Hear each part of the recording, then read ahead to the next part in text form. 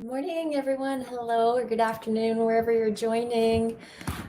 This is a last minute video. I had a quiet moment in the house, and those don't happen often.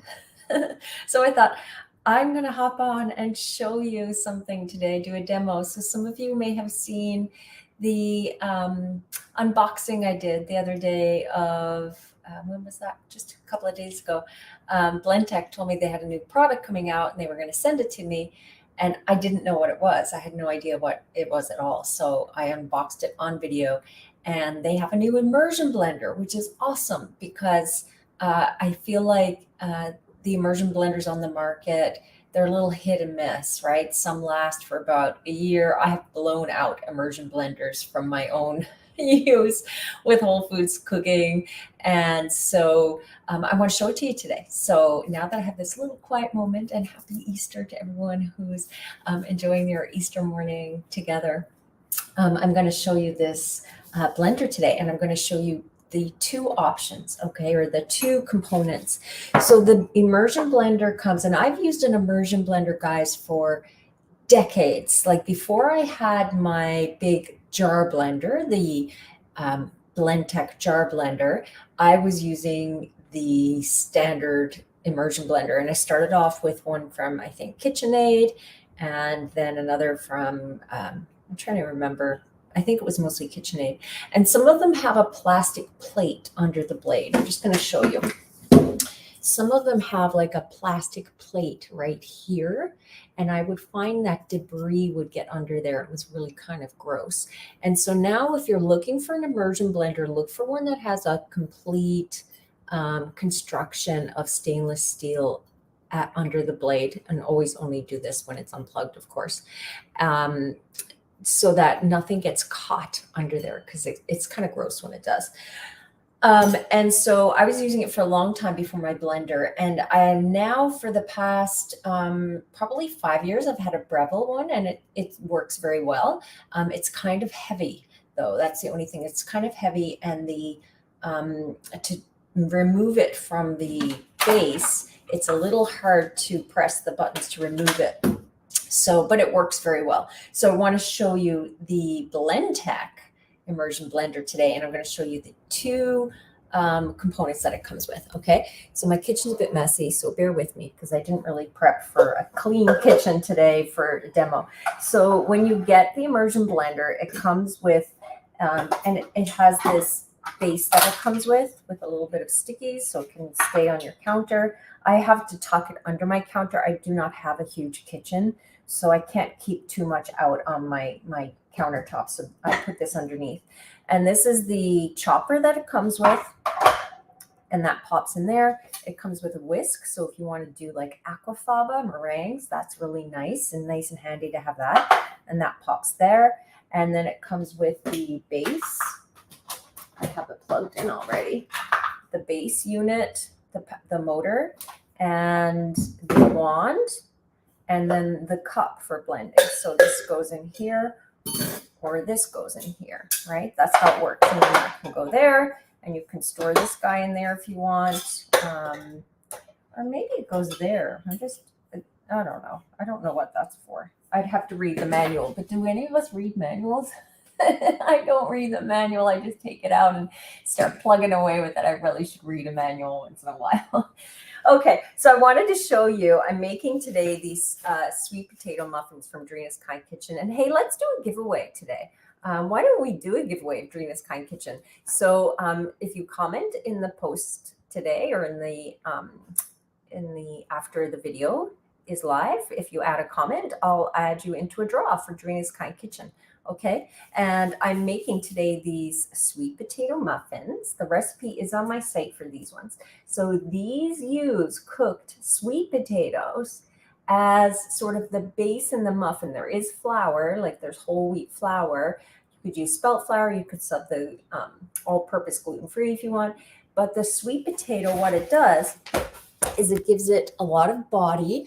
It gives it a lot of moisture, and it gives it a little natural sweetness, right? So it's quite a beautiful, I mean, sweet potato should go in most of your food. There we go, we said it.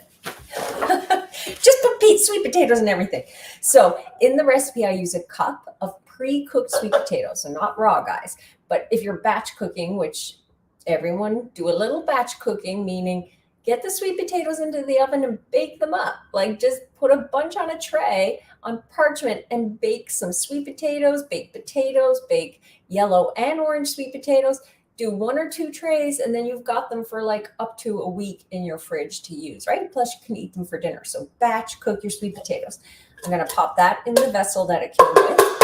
Now, I also use jars like this for immersion blending, like nut jars. And if you have, anything bigger as well, like I have this pitcher here, you could use this if you're doing a bigger blend. My favorite thing, though, to use immersion blenders for are cooked soups. When you want to puree a soup. Hi, Paula. Paula's in my Joy Club. Yay. Hi, Paula. Tedesco, so nice to see you. Hi, Juanita. She has the cookbook. Good. Well, if you win, you can gift it. So I love using an immersion blender for big pots of soup because when it's hot and you transfer it to a blender, it can, right? When you have all that heat blending, it can be a little explosive. And also then you're dirtying up a huge blender when if you just have a pot of soup and you put the little stick in and blend it, then you can transfer it to a sink of hot water, blend it again, soapy water that cleans it, then unplug it and remove it. Be careful with this guy, right? I've heard of, bad things. That's all. Just be careful. Always unplug it before you remove the wand. Oh, good. Yes. Share the recipe love, right? So in this recipe, we've got sweet potato. By the way, I haven't used the blender yet. So I'm trying this blind with you guys today. All right. I did puree a soup with this guy, but I haven't used it in this way because I got very excited and had a soup I was making and just had to try it. This is nice and light. I really like how light this is. It's sturdy but light. But I haven't used it like this, and I haven't used the chopper, which I will tell you, I use my other chopper a lot. I'm just going to pull it out. I cleaned my cupboard yesterday, people. It's my goal for spring, the beginning of spring, to clean each of these cupboards, right? And I used to have a really nice lady who would come in every once a month before the pandemic and do some deep cleaning for me. And I haven't had anyone since then. So the deep cleaning, right? Just getting to that once in a while. And so today I'm getting this cupboard, but I've been doing a cupboard a day. That's my sort of way to do it without overwhelming myself of having to do the whole kitchen in one day or like half the kitchen. I'm like, just a cupboard a day. There's so much dust that gets in there. Also, my kids cannot make toast without leaving the drawer open just this much. So all those crumbs get in the drawer. You know what I'm talking about, right? The kitchen drawer crumbs. It's like every time I open the kitchen drawer, there's crumbs. Okay, I was getting something here to show you. Where did I put it? Let's see. I cleaned my cupboard, so I should find it fairly easy. Here it is. So this is the one from my current, my immersion blender I had before. And you can see I use it a lot because it's kind of cloudy, right? Like it gets little mini scratches. But it's not super big. This one's a little bigger. And so this was a Breville. And yeah, there's a little more room in it. See, the new one has a little more space. The blade is about the same size, but I'm having a feeling that this one might be a little sharper. Anyways, we'll see. Plus, I've used the other one for at least 5 years. I'm thinking maybe 7 years. Okay, so I've already gotten off track. That is no surprise. So I'm going to get this puree with milk, cup of non-dairy milk. I really like the Trader Joe's organic soy. I like soy for baking. I find it produces a nice result and there's no particular taste. Coconut milk, sometimes it can be a little oily. Is that the word I want to use for baking, in the sense that things can spread, like baked goods can spread too much.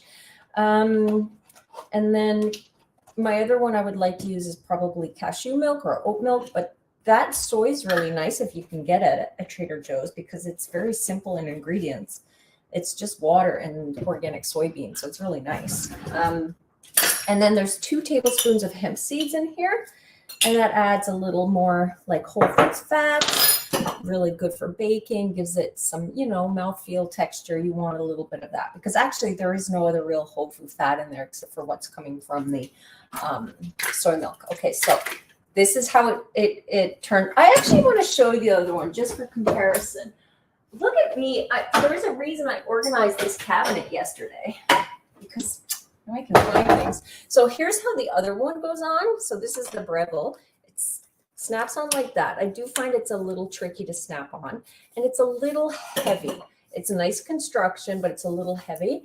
And then to dislodge it, you've got to get, yeah, this is the part that gets me with this guy. I've got to hold it down here and wiggle it off. This one is really nice. It just twists on like that. Boom.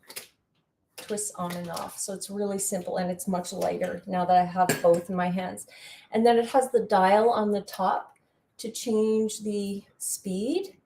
I always put it on a high speed unless I'm doing the chopper. Then sometimes I put it on a low speed to just pulse. All right, so be careful. I have it on now and I have it turned on and I'm going to show you. So now, again, first time I'm using it.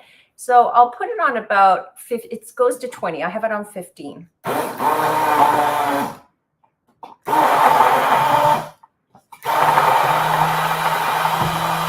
And now I'll turn it to 20. It's nice to start a little lower so it doesn't spurt out at you.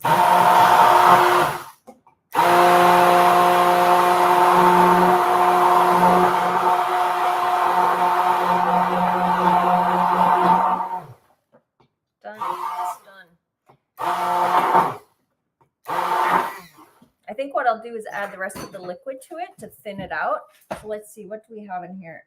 We've got a half cup of maple syrup and some vanilla. So I'm just going to grab the maple syrup and add it so that it helps to, because what I'd never like to do is leave the mixture on the wand because I want it in the recipe, right?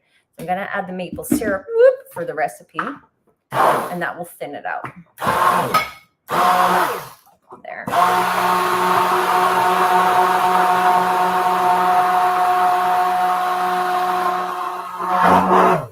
There, and then it's easier to knock all the good off, right? If it's really thick, it's hard to get that off. So then you could do 2 things. Either twist it off and clean it, put it in your, I think it's dishwasher safe. I'd have to read the manual. Or pop it in the sink, or take this over to your sink like so and go, you know, into the sink of soapy water and that will clean it as well. I'm not going to do that right now because my sink's not ready. I'm not organized.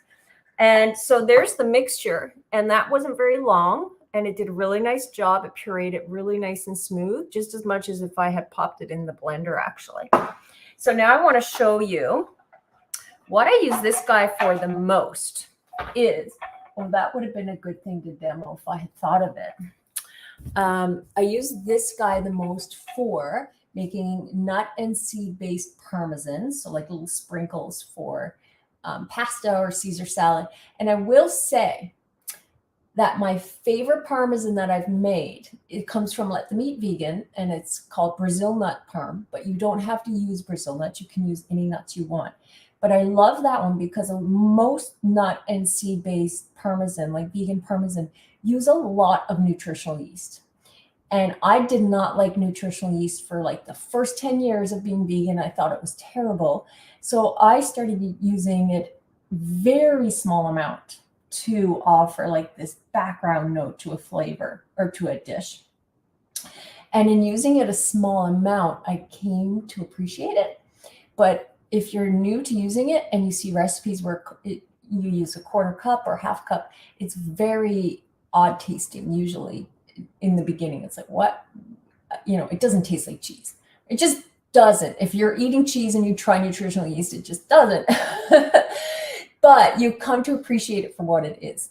It has a nutty umami flavor. And so in that recipe, I use a little bit. I use like, I think it's 2 tablespoons for the whole batch. So it offers just a little hint of this umami cheesy flavor. But the beauty in that recipe is the nut sprinkle is baked in the oven on a low temperature with some lemon juice and salt and that little bit of nooch. And what that does is it gives you that tang of a parmesan. You know, when you have parmesan and it has a tang.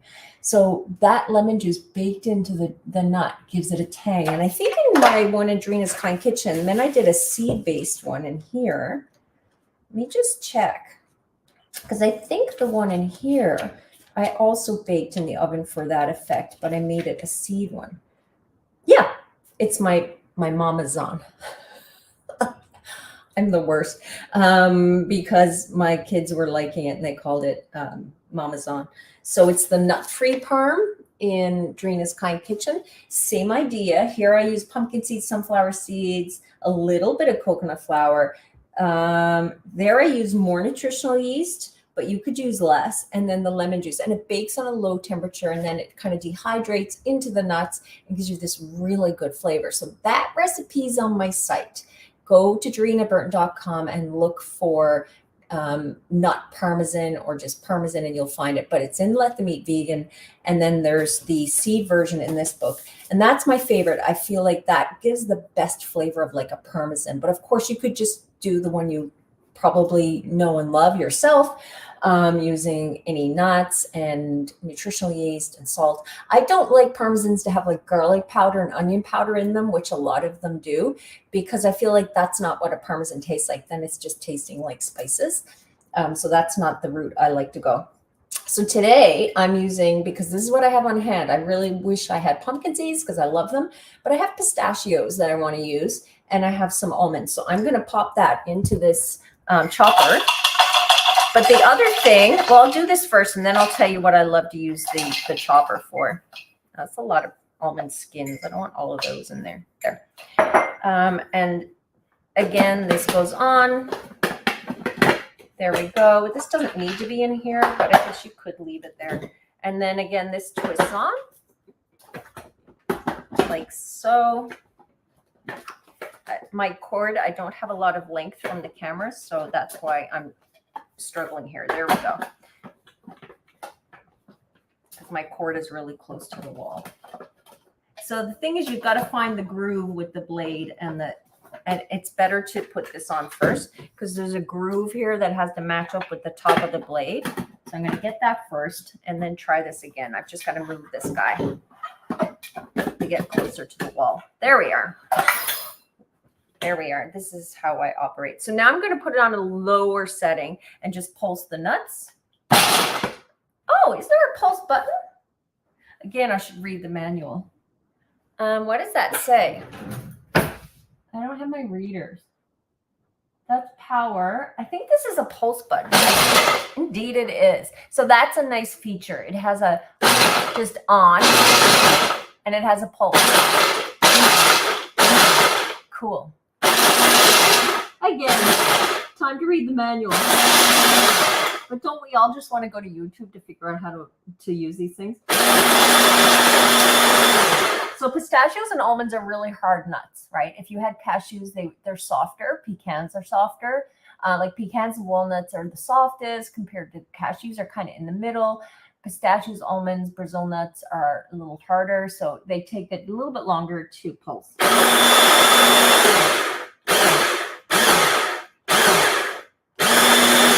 There, I think that's good. And then you have this nice little sprinkly mixture that you can use straight up with nutritional yeast. You can do that recipe I mentioned, or you can, I'm having a little trouble removing this, I'm not going to lie. Not sure why that is. Probably because I haven't read the manual. So for some reason, I'm having a little trouble. Oh, it locks in place. That's why you have to turn it to release it.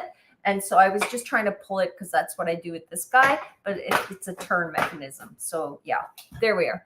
And there's the sprinkle. It smells nice. And so then you can add nooch to it, sea salt if you want. But the other thing I really like these mini choppers for, sometimes you want a really small chop of veg. Like if I'm doing a soup or pasta sauce and I want to add just like say a little bit of carrot to it and kind of hide it in there a little bit, you can pop some carrot in here and pulse that around, and you get a really fine chop of carrot. The other thing I love it for is frostings, like small batches of frostings for raw bars. Like I have my frosted brownies recipe also on my site, and you can use like a nut butter in here, like put a nut butter in here with a little maple syrup and cocoa powder, and get a really nice like chocolatey frosting, right? So that works really well, because when you try to do a small batch like that in the processor, it just won't take it. It's too, the bowl is too big for the volume of the frosting. So in a lot of my recipes where I do little bars like that, do I have any in here? Oh, I really want to make that again soon. My dreamy fudge sauce.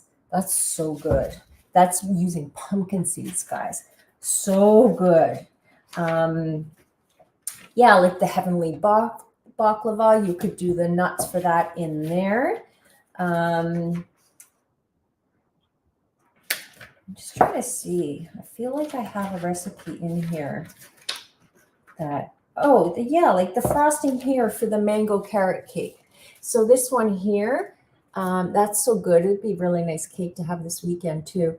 You can do that frosting right in this little vessel. Super handy and easier to scrape out with a spatula than like using a blender. And again, some of the blenders, depending on the jar you have, my blender jar is, I have some smaller ones like the twister jar with Blendtec, so they take small volumes. So yeah, it's very nice for those things as well. Oh, and the other thing it's handy for is pureeing small amounts of banana, but you could also do the banana in that, right? So there you are. That is the new product from Blendtec, which is pretty cool because, you know, they're a company that really just had the blenders, the stand up, you know, standalone blenders forever.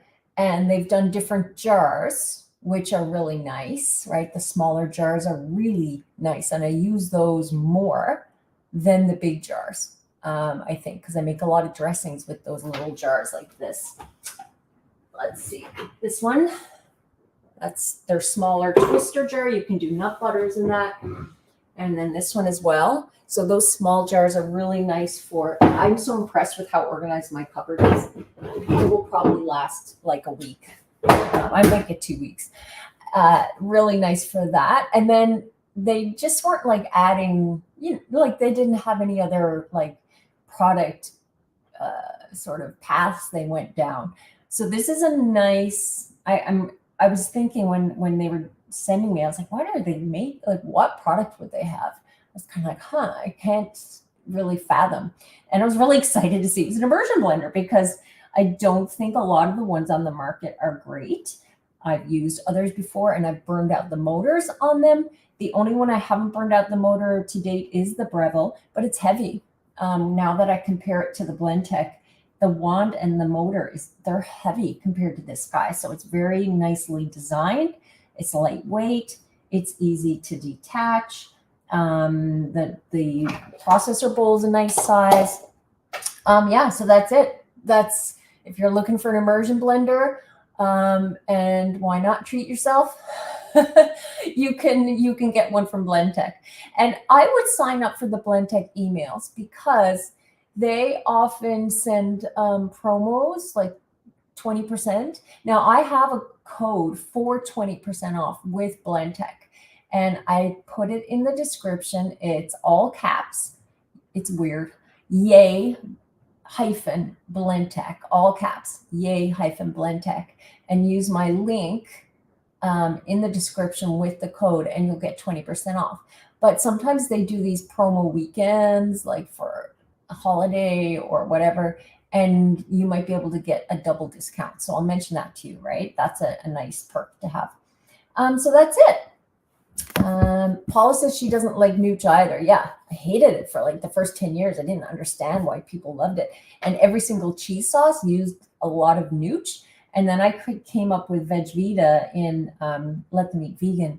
And I didn't use any nooch in it at all. And it tastes cheesy and it's delicious. And it was a popular recipe. And I think that's why that some people just really don't like it, right?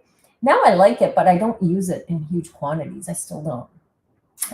So that's it, guys. So after the video, comment to chance to win Dreena's Kind Kitchen, and I will also reach out to Blendtec and see if I can get a giveaway on my site for the Immersion Blender. I'm sure I can wrangle one from them. I'm gonna reach out and see if I can coordinate that, so you can sign up for my newsletter or keep up to date with my blog, and I should hopefully have something like that. But for now, give away Dreena's Kind Kitchen. Okay, so that's it, guys. Hope you have a nice weekend.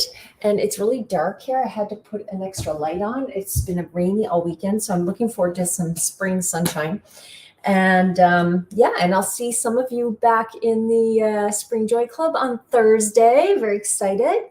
And you guys have a really beautiful weekend. Enjoy some chocolate today. I'm off to find some for myself. Okay, bye everyone. Have fun, and information in the description. Be sure to comment on YouTube after the video is live so that it will be registered. Okay, see you guys. Bye.